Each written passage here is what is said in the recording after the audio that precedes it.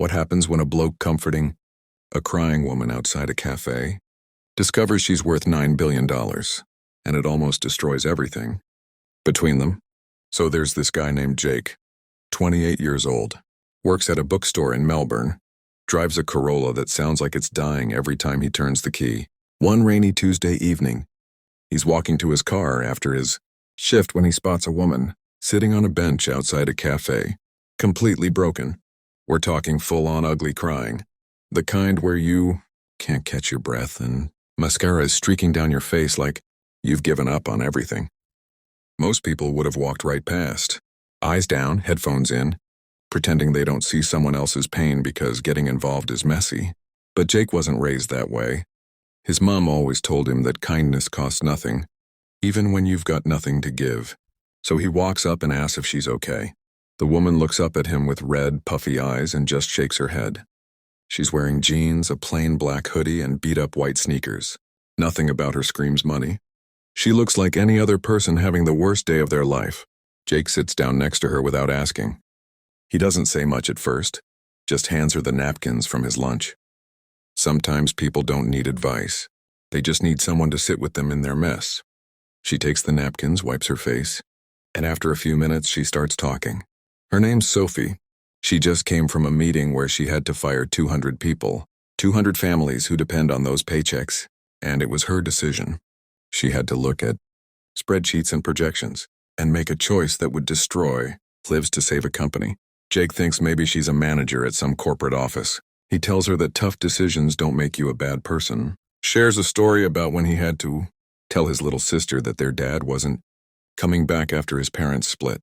How he felt like he was the one breaking her heart, even though he was just the messenger. They sit there for almost an hour. Rain picks up. Jake offers her his jacket even though it's got a hole in the elbow and probably smells like old books and coffee. She actually laughs when she sees the hole. First genuine smile all day. They talk about everything and nothing. His dreams of opening a bookstore someday. Her love for terrible reality TV shows. When it's time to go, Sophie thanks him like he just saved her life. Jake brushes it off because to him, he just did what any decent person should do. She asks for his number, says she'd like to buy him coffee sometime. He gives it to her, thinking he'll never hear from her again. 3 days later, she texts. They meet up that weekend at a small cafe in Fitzroy. They're talking, laughing, having a genuinely good time. Sophie's asking Jake about books, about his job, about what he wants out of life. And then casually, so casually that Jake almost misses it, she mentions she has a board meeting across town. Jake laughs. Board meeting? What, are you on some charity board or something? Sophie takes a sip of her coffee, looks him dead in the eye, something like that. I'm the CEO of Apex Systems. Jake literally chokes on his drink.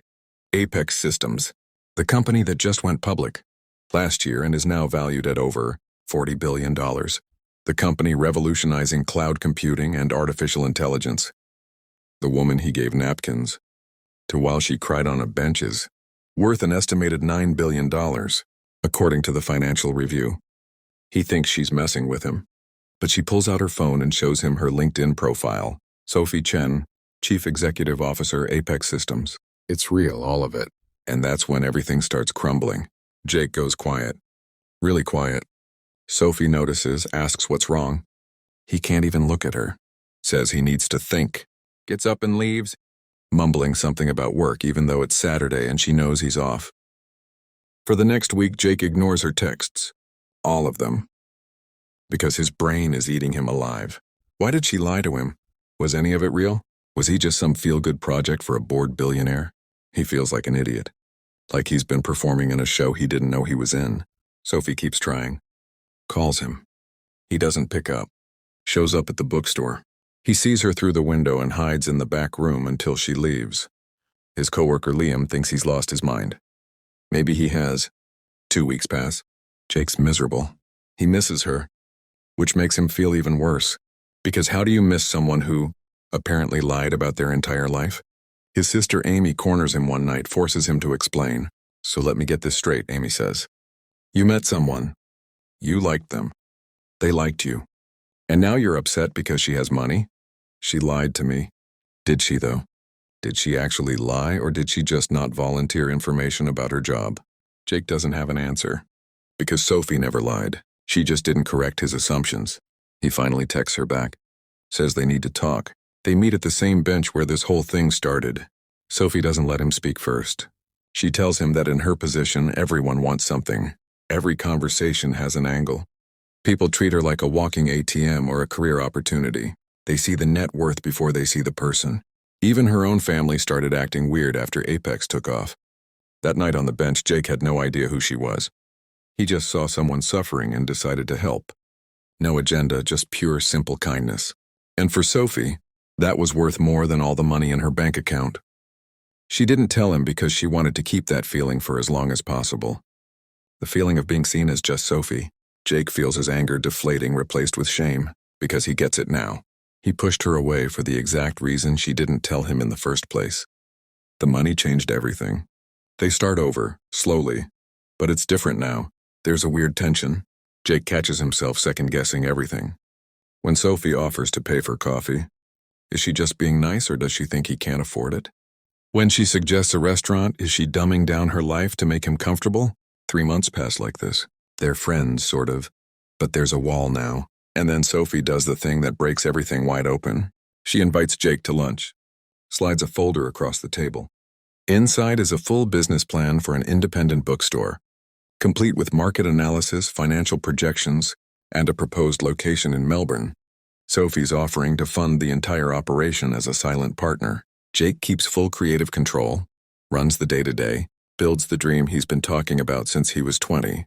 Jake stares at the folder like it's radioactive, and then he pushes it back across the table. I can't accept this. Sophie looks like he just slapped her. What? Why not? Because this is charity. You're trying to fix me. Fix you? Jake, I'm trying to invest in something I believe in. No, you're trying to make yourself feel better. About the fact that you have billions and I work retail. I'm not your project, Sophie. The cafe goes quiet. Other customers are pretending not to listen, but absolutely listening. Sophie's eyes get shiny, but she blinks the tears back. Is that really what you think this is? Her voice is barely above a whisper. I don't know what to think anymore. Everything's different now. Sophie stands up. Takes the folder. You're right. Everything is different. Because now you know I have money. And apparently that's all you can see when you look at me. You did the exact thing you were angry at me for. You made this about money instead. Of about two people who actually liked each other. She leaves. Jake sits there feeling like the biggest idiot in Melbourne. Because she's right. He's been so twisted up in his own insecurity that he rejected the one thing he's wanted his entire life because accepting it from her felt like admitting he needed help. Liam finds him still sitting there an hour later. Doesn't ask questions, just sits down. After a while, he says, You know the difference between charity and friendship? Charity is about the giver feeling good. Friendship is about wanting good things for each other. Which one do you reckon that was? Jake doesn't sleep that night. Just keeps thinking about Sophie on that bench, about how scared she looked when she told him who she was, about the business plan that showed she'd actually listened to everything he'd ever said about what he wanted to build. He calls her the next morning. She doesn't pick up. Tries again, nothing. Sends a text. I'm sorry. Can we please talk? No response. A week goes by. Jake's going mental. He's pretty sure he's ruined the best thing that ever happened to him. Then Sophie texts, just an address and a time. Nothing else. Jake shows up. It's a shop front in Brunswick. Empty, but you can see the potential. Good bones, big windows, exposed brick. Sophie's standing inside, arms crossed, looking guarded. I bought this 3 days before you rejected the proposal, she says. Couldn't back out of the sale. So now I own an empty shop I have no idea what to do with. Jake looks around, sees exactly where the shelves would go, where the reading nook could be, where they'd set up for author events. Sophie, I'm so sorry. I was a complete idiot. Yeah, you were. I got scared. Not of you, of not being enough. Of being the bookstore guy dating the billionaire, CEO. I let all that noise get in my head and I couldn't hear what actually mattered anymore. Sophie's quiet for a long moment. When she finally speaks, her voice is flat, careful. I spent 2 weeks thinking about this, Jake, about whether I even want to do this anymore. Jake's stomach drops. Not the bookstore, she continues. I already own the place. I'll figure something out for it. I mean this. Us, whatever we are, because I put myself out there. I told you who I was even though I was terrified you'd look at me different. And you did exactly that. You looked at me different, decided I was trying to fix you, and threw it back in my face. Sophie, I'm not finished. Her voice cracked slightly. Do you have any idea how hard it was for me to show you that proposal? To risk our friendship on the chance that maybe, just maybe, you'd see it for what it actually was, and you couldn't even consider it for 5 seconds before deciding I was treating you like charity. Jake feels like he can't breathe. You're right. About all of it. I was so caught up in my own stuff that I didn't stop to think about what it cost you to offer that. I'm sorry. I'm so sorry. Sorry doesn't mean much if nothing changes. Then let me prove it. If you still want a partner, I'm in. Not because I need a handout, but because you believe in something I want to build, and I'd be an idiot to let pride destroy that. I'll work my backside off to make this place everything we talked about. And if it fails, it fails. But at least we tried. Sophie's quiet for what feels like forever. Then she says one condition. Anything. You stop treating me like I'm too good for you or too rich for you or whatever story you keep telling yourself. I'm just Sophie. That's it. That's all I've ever wanted to be with you. Deal. She doesn't smile. Not yet, but she nods. Partners? Partners. They shake on it. It's awkward and formal and nothing like the easy friendship they had before, but it's a start. The next 8 months are brutal. Jake quits his job, which terrifies him. They gut the shop, deal with permits and contractors. They argue about stuff. Sophie wants expensive lighting. Jake wants too much space for obscure poetry. They're learning to be business partners on top of trying to rebuild trust. But slowly the space comes together. They call it second chapter. The store focuses on Australian authors, hosts community events, has staff picks. It's not trying to compete with Amazon. It's trying to be a space where people feel seen. Opening day is chaos. Way more people show up than expected. Jake's running around trying to help customers while the register system keeps crashing. Sophie's there too, wearing jeans and an old jumper, restocking shelves and chatting with people who have no idea who she is. At one point, they're both behind the counter, trying to fix the card reader, and Sophie just starts laughing. Proper laughing. What? Jake asks. All of this. It's mental. Good mental or bad mental? Best mental. The store does okay. Not viral overnight, okay? But steady, sustainable. Building something real, okay? Sophie stops by most Tuesday evenings after her board meetings. Always Tuesdays. She browses, buys books, chats with customers. Jake keeps her secret. One Tuesday, about 6 months after opening, the store's quiet. Sophie's in the back corner. The poetry section Jake fought to keep. Reading something by a local author. There's a woman next to her, maybe mid-50s, also looking at books. They start chatting about poems and recommendations. The woman has no idea she's talking to one of the richest people in the country. Jake watches from the register. Doesn't interrupt. Just sees Sophie laughing at something the woman said. Completely at ease, completely herself. She catches him staring. Raises her eyebrows like, what?